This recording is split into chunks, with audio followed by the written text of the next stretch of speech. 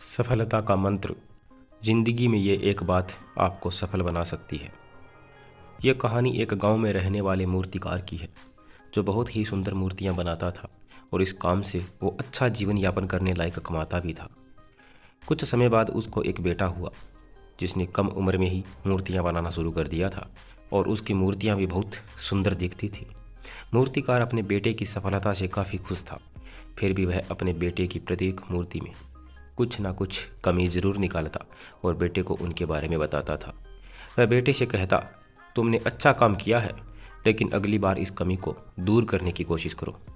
बेटा भी अपने पिता की बात मान लिया करता।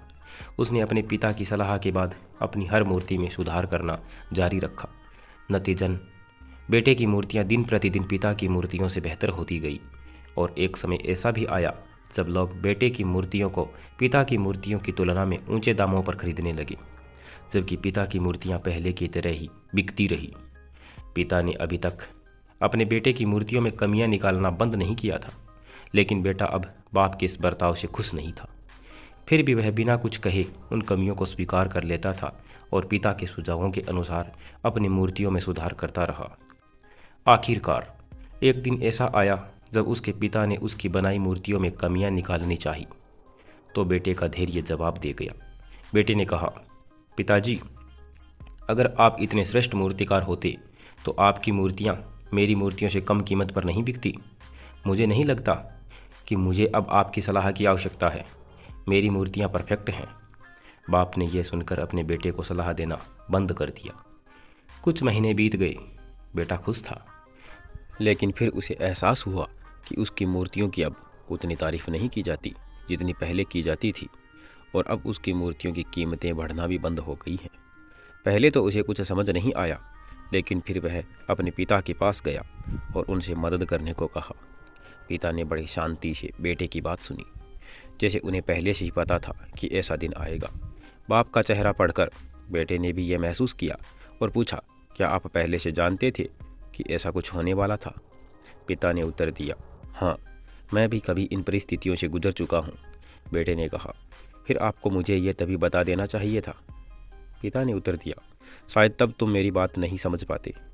मैं ये भली भांति जानता हूँ और मानता भी हूँ कि मैं मूर्ति बनाने की कला में तुमसे ज़्यादा बेहतर और श्रेष्ठ नहीं हूँ। ऐसा भी हो सकता है कि मूर्तियों के बारे में मेरी सलाह गलत हो, और ऐसा नहीं है कि सिर्फ मेरी सलाह से ही तुम्हारी मूर्तियाँ बेहतर और श्रेष्ठ हो गई है। लेकिन जब मैंने तुम्हें तुम्हारी बनाई मूर्तियों में खामियां दिखाई, कमियां दिखाई, तो तुमने जो बनाया था उससे तुम संतुष्ट नहीं थे। फिर तुम्ही ने खुद को बेहतर बनाने की कोशिश की और उस प्रयास में तुम्हारी मूर्तियों को बेहतर बनाया और परिणाम स्वरूप तुम सफल हुए। लेकिन यह भी उतना ही सच है कि जिस दिन से तुम्हें लगा कि अब तुम्हारे काम में सुधार की कोई गुंजाइश नहीं है, तुम्हारा विकास रुक गया। लोग हमेशा तुमसे अधिक की उम्मीद करते हैं और इसलिए अब तुम्हें न तो अपने काम के लिए ज़्यादा सराहना मिलती है और न ही इसके लिए तुम्हें ज़्यादा पैसे मिलते हैं।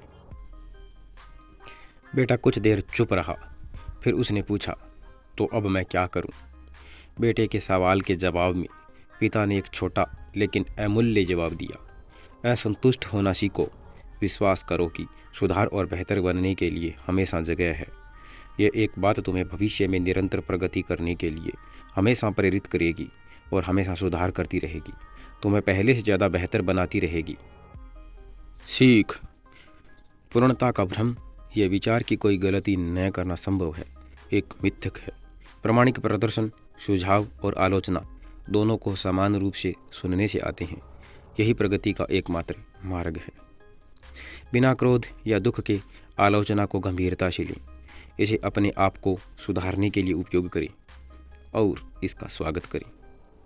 तो दोस्तों, ये थी आज की कहानी। अगर आपको कहानी पसंद आई है तो हमारे चैनल को सब्सक्राइब करना बिल्कुल भी ना भूलें और इस वीडियो और इस कहानी को लाइक और शेयर ज़रूर कर दें। चलिए मिलते हैं अगले वीडियो में, तब तक के लिए धन्यवाद।